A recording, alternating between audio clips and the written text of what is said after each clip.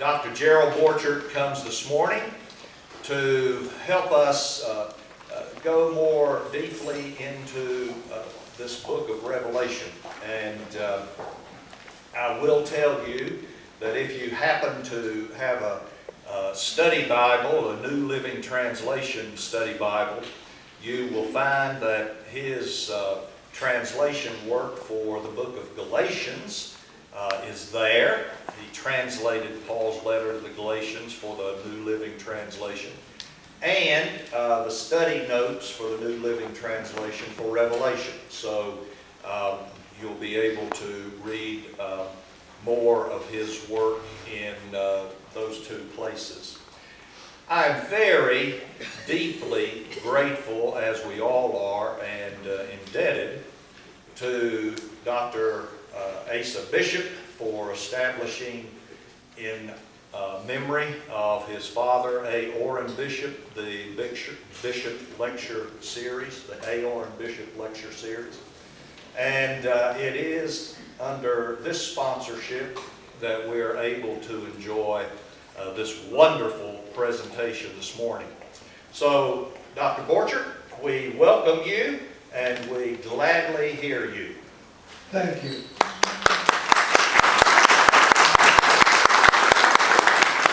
I've taken a number of people to the Middle East about 50 times. So I can tell you that when you're coming to the book of Revelation, you need to know that it is a hidden book. And it's a hidden book because it's a book that was written during a time of persecution. And because it was written at a time of persecution, it has some secrets. But during that whole period, it's very important that we understand some things about the book of Revelation. And that's why I've given you a sheet of interpretive patterns. And most important of all is that we know, number two, in terms of the interpretive patterns, that we understand what kind of literature we're talking about. There are epistles, there are history books, there are poetry, and you know the book of Psalms is a poetry book, and there are what we call apocalypses. And yesterday I told people I have a book with Jewish apocalypses that's about that thick, so that it's about as big as your Bible. And I want you to understand that this is not an unusual kind of literature. The next thing I want you to recognize is the fact that we have different types of patterns in our brain. We have a right brain and we have a left brain. And many in the Western world are left brain oriented because that's the way we've been trained in terms of education. So the books of Romans and the historical books, the Gospels, 1st and 2nd Samuel, 1st and 2nd Kings, and so on like that, are meant for you to be using them in terms of your left brain. There are right brain books in the Bible. And right brain really appeals to your emotions and your intellect. Your imagination. And you know the right brain poetry books, like the book of Psalms. And there's other songs all the way through the Bible.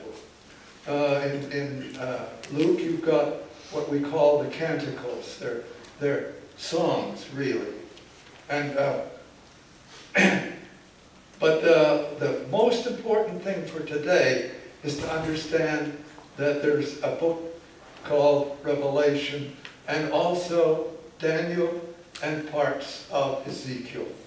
These are apocalyptic books, and they're primarily, if you don't have a faithful imagination, one that is sanctified by God, you're probably not going to understand the book of Revelation. And so the next point I want to make very clearly is number 6. The number 6 is that the interpreter's method must be meaningful to the people at the time it was written. We have all kinds of people who try to make in terms of the symbolism in the book of Revelation, things that don't mean anything, would not mean anything to the people at that time. And as I showed yesterday, some people have interpreted some of the strange figures in the book of Revelation to speak about helicopters. Well, I think that's absolutely incredible. But anyway, what I think is important, though, is when we read the book of Revelation, we have to read it with first century eyes, and then we have to apply that, what we learned from the book of Revelation, to the 21st century. That's important for us to understand. So there's very important messages for the 21st century, but it has to be understood in terms of the first century interpretation. And somebody asked me about that, so I wanted to make sure that you understood that. Now, yesterday I did something to remind you about the secret of pattern. When Christians met each other during the time of persecution, they always symbolized their meeting by the fish. And one would be right on or take a stick and put in the ground and do this part. The other person would do this part. And then they knew each other were Christians.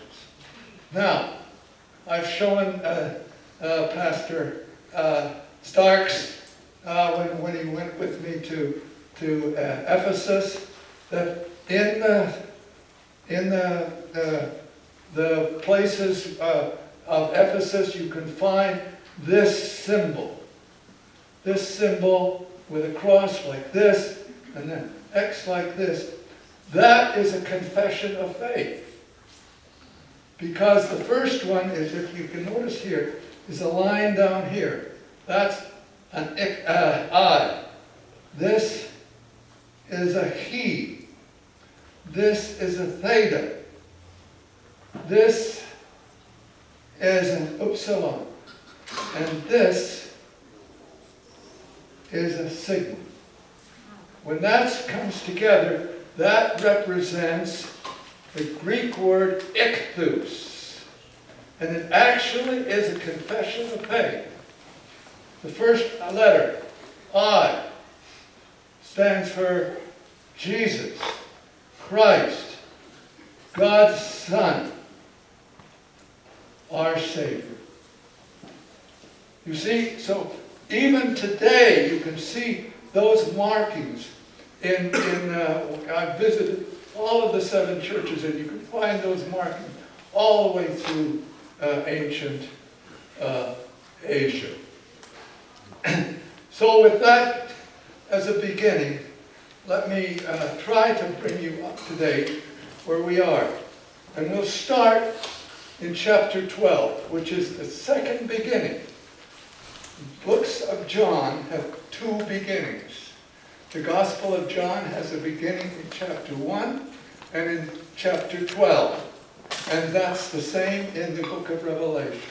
At chapter 1 we have a beginning, and at chapter 2 we have a second beginning. You are now in the second beginning. Okay?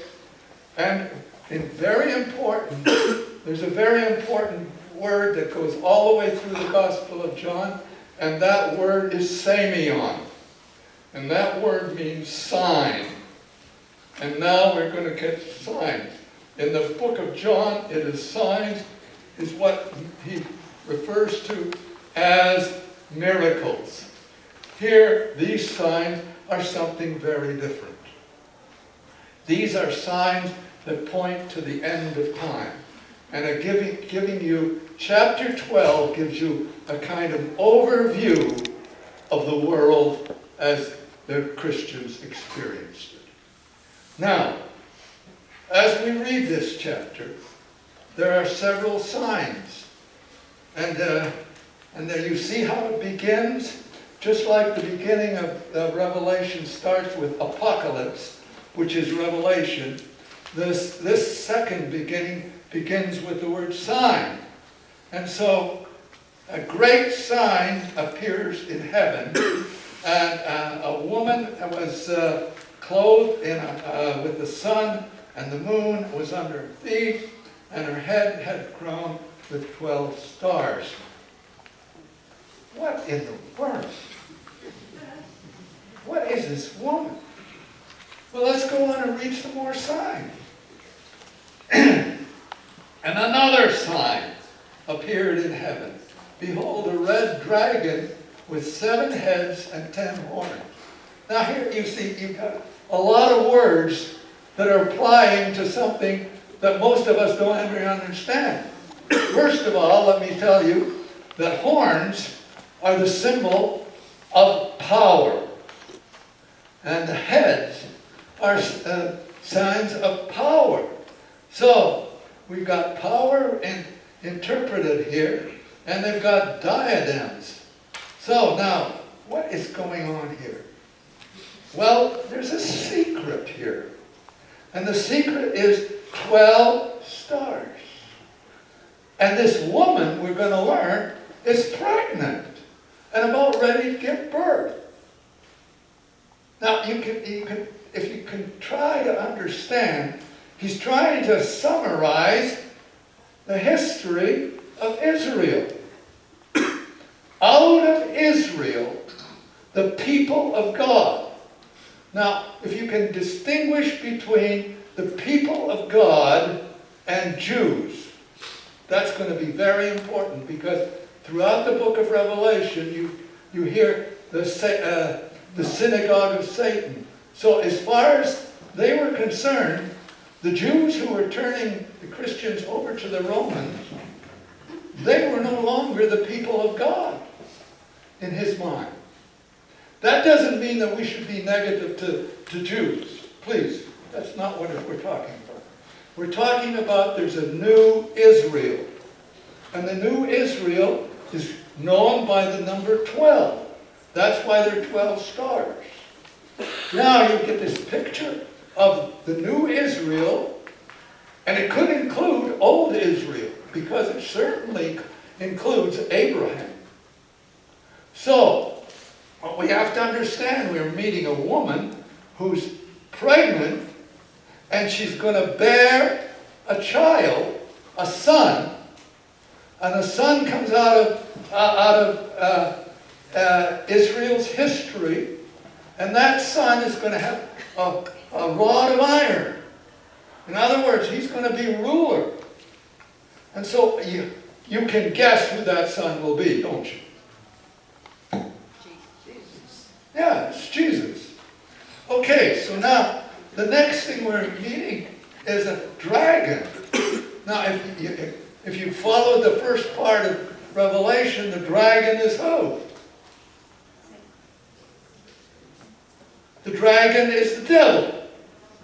Okay? So we've got the devil, and we've got an introduction of the people of Israel, the people of God, and we've got Jesus being introduced.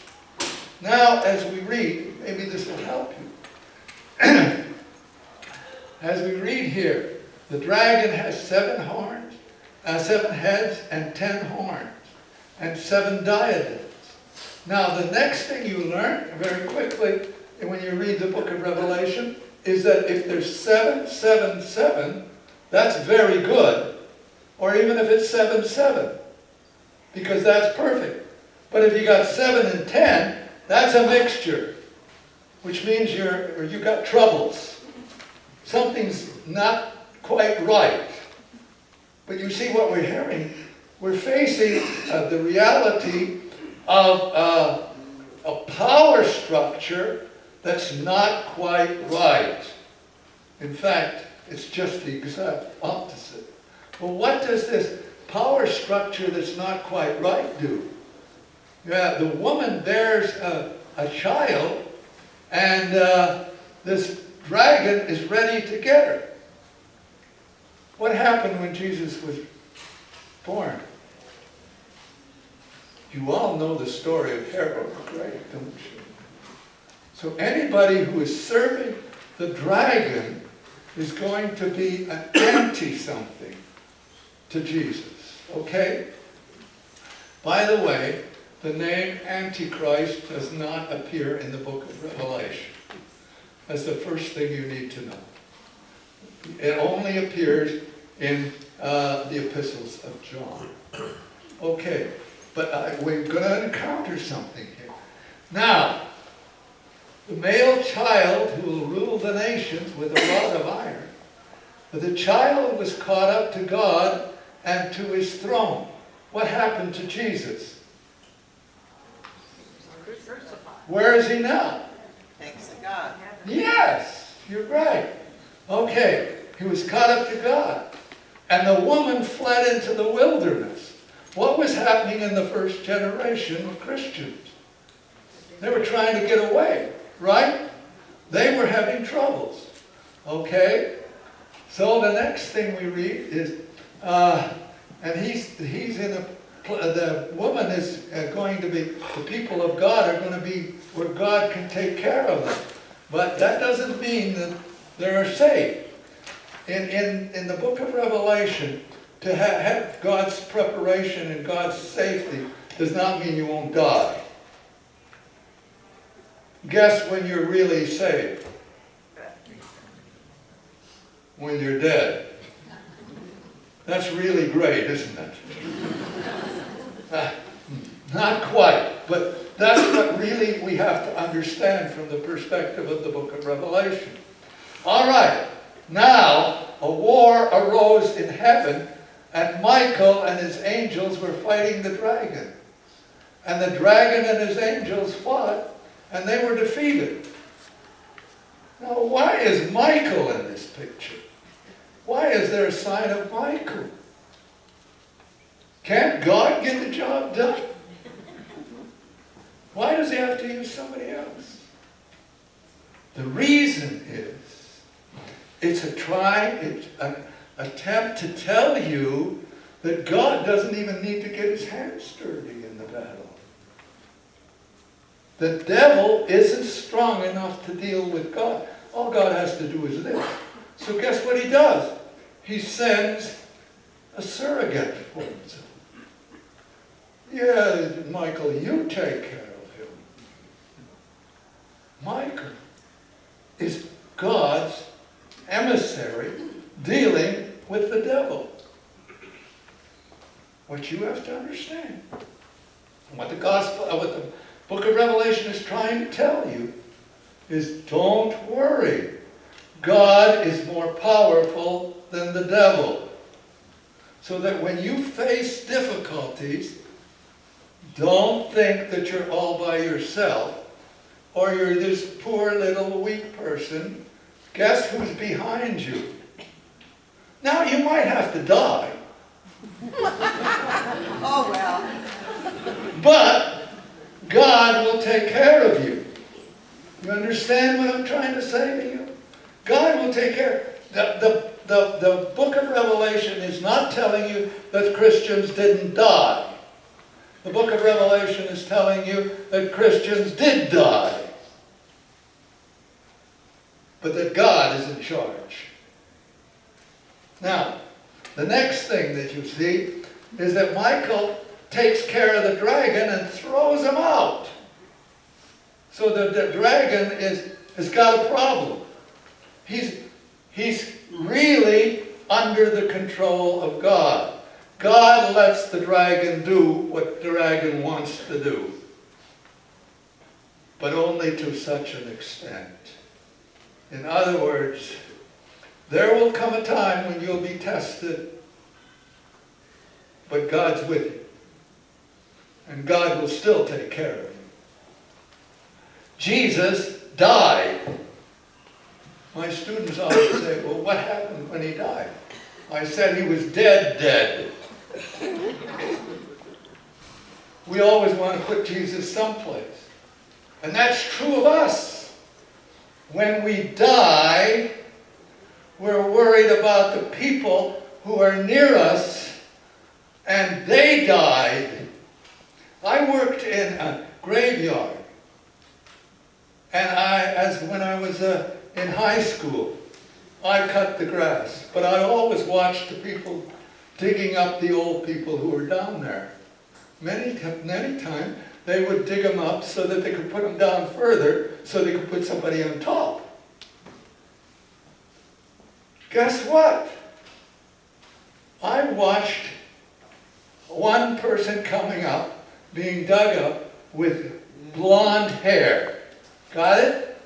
Blonde hair.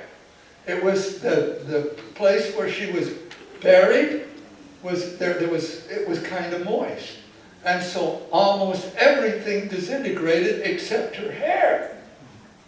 But when the air hit it and the shovel touched it, it was there 1 second and gone the next. It completely collapsed. It was there, but it wasn't there. The person was gone. Guess what? Don't worry about your people who die. If they die in Jesus, that's not what they need. They don't need that old body anymore.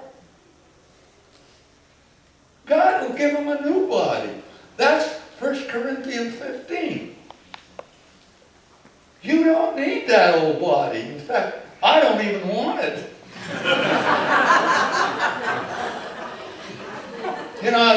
I can't hear well. I've got one eye that I can't see out of anymore. What do I need this body for? Well, this is what I want you to try to understand. The promise of God is not to have this body. So when a person dies, it cannot respond to you. I don't care what you do to the body, it will not respond. Now you can treat it properly and bury it properly, or whatever you want to do. And I had some people just ask me, or some of my relatives, one of my cousins phoned me and said, we want to cremate our mother. Is that okay? I said, she doesn't need the body. She's with God. Don't worry about the body. However you want to treat it with respect, but she will have a new body. Do you believe that? Are you sure? Yes. Are you going to worry about the body? No. Thank you. That's very important. If you're a Christian, that's not where your worries are. People pay thousands and thousands of dollars to take care of a body. Don't. Pay what you need to get it done properly, and then let it be gone. It's gone anyway. All right. Let me go on. My students tell me I have many tangents. All right. The devil is in trouble. But notice verse 13. Rejoice, O heaven, and you that dwell therein. But woe to you on earth, the sea, for the devil has come down in his great wrath, because he knows his time is short. Now I know that from the first century to our century doesn't seem short, does it? That seems like a long time to us. But in God's time, that's short. And when you have to reckon with God's timing and your future, this time is short. And that's why we talk, why in the Greek world, there is no word for eternity. There is for us, right? You know how they express eternity in the Greek world? It says, it says forever and ever in the Bible? That's from eon to eon. Because the way they think is in eons, is cycles. So the way you think about eternity in the Greek world is it's over and over and over and over and over and over again. In fact, you know the fact that people believe that they may be reincarnated in the Greek world. If they didn't do well, then they'd get another chance. Try again. This time they may be an animal. And you're hoping that ultimately you'll succeed. You know who succeeds? The philosopher. That's what Plato thought. The philosopher would make it to heaven without going through the cycles. Well, I'm not so sure. Anyway, and when the dragon had been thrown down to the earth, he pursued the woman who bore the male child, but the woman was given 2 wings to fly away.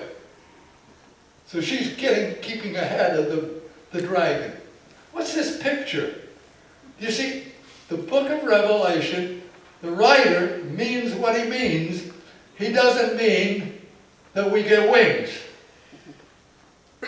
It means that God is going to take care of the person. Okay, so the woman or the people of God are trying to keep ahead of God. But the dragon is angry with the woman, verse 17, and poured forth water from his mouth, and made war on the rest of the offspring of those who have the commandments of God and bear the testimony of Jesus. And the dragon is on the sea. Now the thing you need to understand is the sea in the ancient world was regarded as the place of the Tehom, the deep. And the deep is a place you don't want to be. You remember when Jesus was was meeting this fellow who had a lot of demons in him, or spirits in him. And they said, Jesus talked to the spirits and said, come out. Well, we don't want to go out into nowhere. Well, can you send us into the fish, the pigs? What happened to the pigs? They drowned themselves. They went down into the deep anyway, right? Now, I want to tell you something. Any Jew reading that story would clap. The pigs, they got rid of them. But you see, what's important for us to understand is the time frame. We need to reckon with the time. Okay, evil trinity.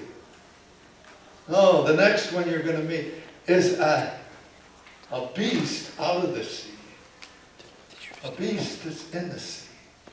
And that's chapter 13. And I'm going to have to go a little fast because I'm going to run out of time.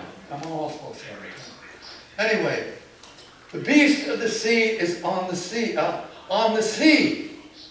Now, in the ancient world, when you want to think about a power structure that's on the sea, it has heads. Yes, how many heads? It has 10 horns and 7 heads. That's very interesting. The number 10, of course, I said yesterday, that's the number of human completeness, right? You got the number 7, and by the way, the number 3 plus 4, the number of God plus the number of the world, which is 4. It's got 4 sides in the ancient world. 4 sides. 3 and 4 make 7. And that's the perfect number when God and humanity are in the world presented. So anyway, it's got 7 heads and 10 diadems. And 7 horns. And now, one head seemed to be mortally wounded. Man worshipped the dragon, for he had authority of the beast. And the beast given a mouth that uttered haughty and blasphemous words. Who the heck is this? Well, I want to tell you, I got to quickly tell you. The second beast here, this one that's in the water, is Rome. And it has had, at the time, 7 emperors. But one head is wounded strangely. And I wonder who that one was. Do you know that in the time of Domitian, Domitian was the 8th emperor after Augustus. Domitian was the one that was in power when this book was written. And what happened in the ancient world was that the Christians believed that probably, and some people in the Roman Empire believed that Nero was so bad that he would reappear. And the Christians believed that Domitian was the reincarnation of Nero. So now, I wonder what's going to happen next. Look at before I go, we'll read verse 9. If anyone has an ear to hear, if anyone is be taken captive, into captivity goes. If anyone slays with the sword he must be slain. Here is a call for endurance among the faithful. So, they're living in a world of Rome. They're living in a world that doesn't like Christians. They're living in a world that Christians may have to die. Don't worry. Then we meet the next one. The third beast. Then I saw another beast that rose out of the earth, and it had 2 horns and a lamb, and it spoke like a dragon. So this is a beast that's different. This is a single beast. A singular beast. And it exercises all the authority of the first beast in its presence, and it makes the earth and its inhabitant worship the first beast, who has a mortal wound that was healed. I told you that what happened is that many people thought that Domitian died. I know you want to know something. So I'm going to try to show you. This is Hebrew. I hope you can see it. This is an N. This is, by the way, in Hebrew, none of the vowels really count except one. In other words, in Hebrew, you don't know what the vowels are. Got it? You have to fill them in. Yes. Now, for instance, if you have F and R, and that's all you've got, it could be fear, for, fur, fire. You see what I mean? When you're reading Hebrew, you've got to be able to read the vowels in the consonants. So I'm only going to give you consonants. So the first one is an N. The second one is an R. The next one is, this is an O really, because this is the only vowel that's in the Hebrew alphabet. And this is another N. This is a C or a K. This is an S. And this is another R. Oh, I'm doing Hebrew. Now, if I put in some vowels, let's see if I can put in some vowels. How about me putting in an E here? What does that mean? Narrow. How about putting me a double? Caesar.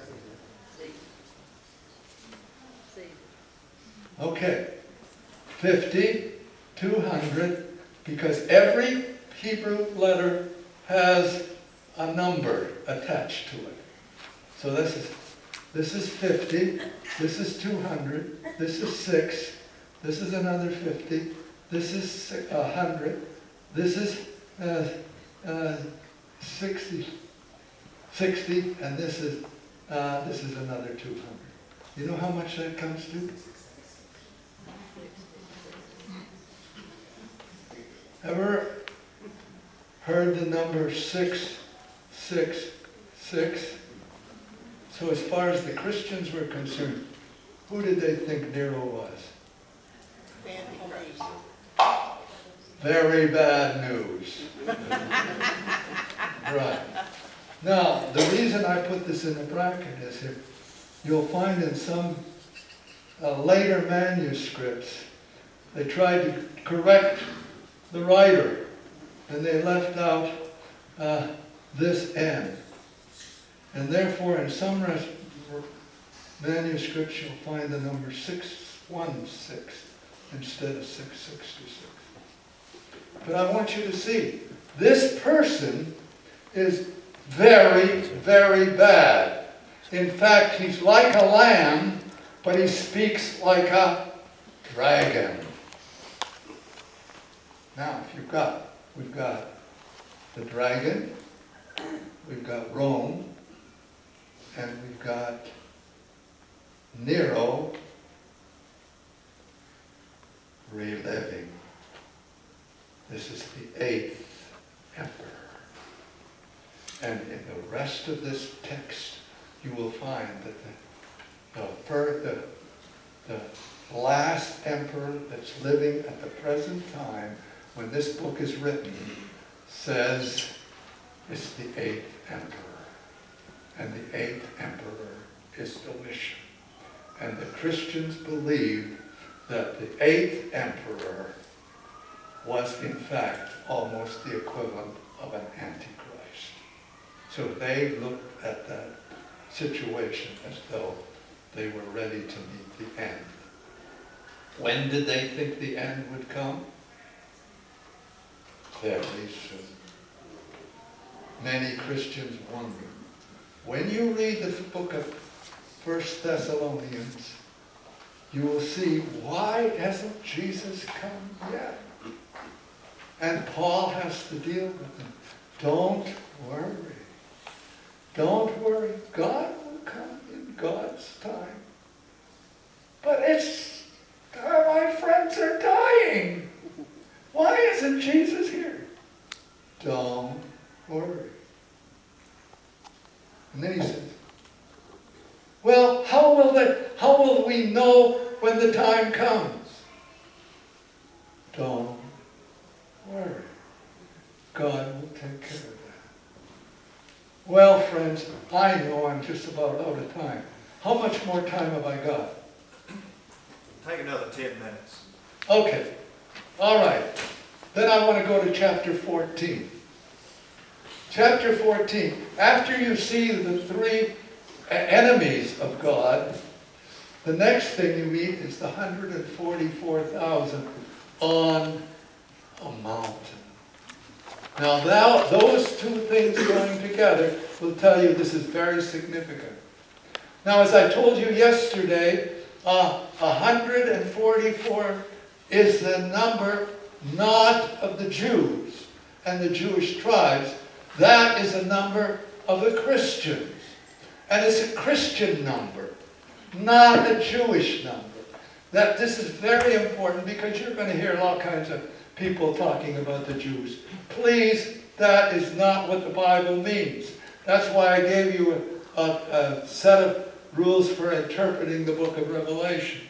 That's not what it means. 144,000. And you remember, the tribes in chapter 7 start with the tribe of Judah, not Reuben. Reuben is the oldest of the Jews. But the tribe of Judah is the tribe of who? Jesus. Jesus, correct. So the 144,000 is very important to understand. And they're standing on a mountain, and guess where the devil and his people are? Down on the sand of the sea. Do you remember a story Jesus told? If you're going to build a house, where are you supposed to build it? On sand? Nope. On a mountain? Or on solid rock? Right? I hope this church is on solid rock. I think it is. Okay. The 144,000. Now notice the interesting experience here. And this 144,000 have their father's name written on their foreheads.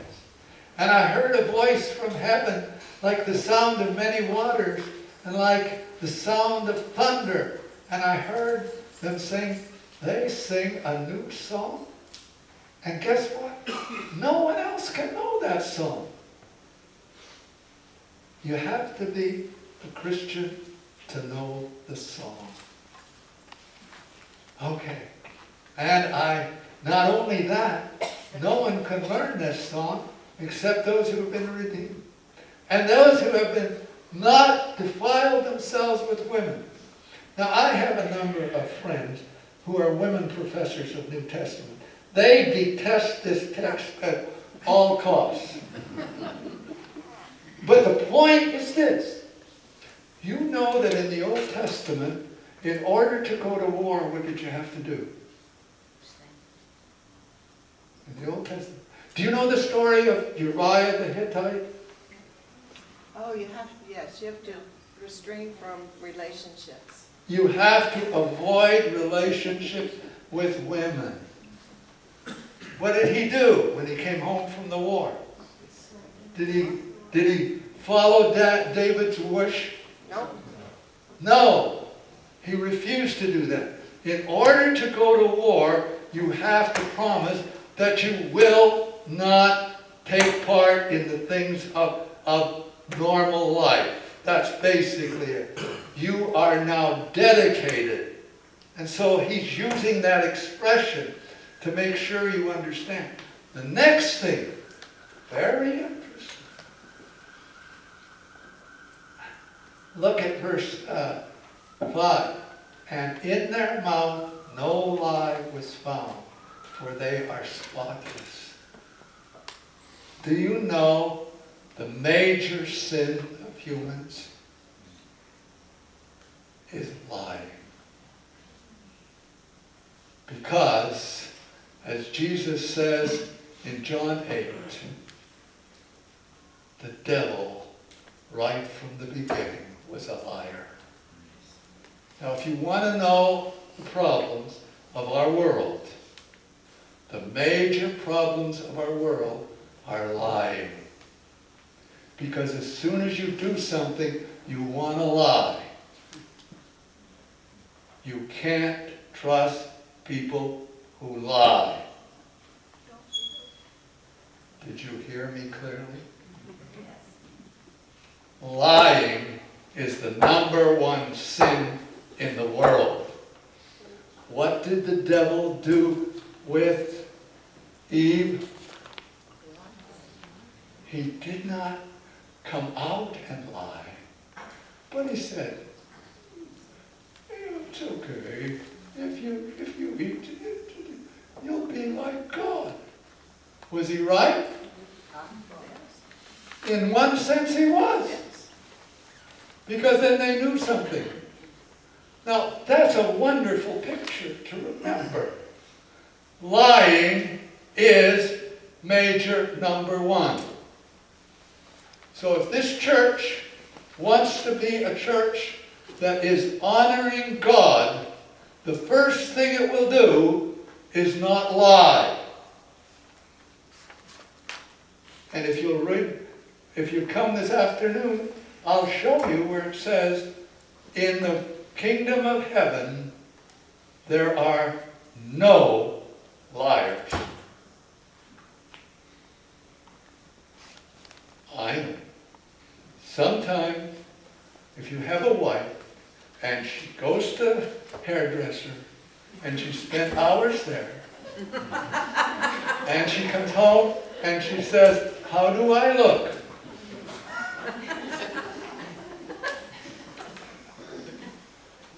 Well,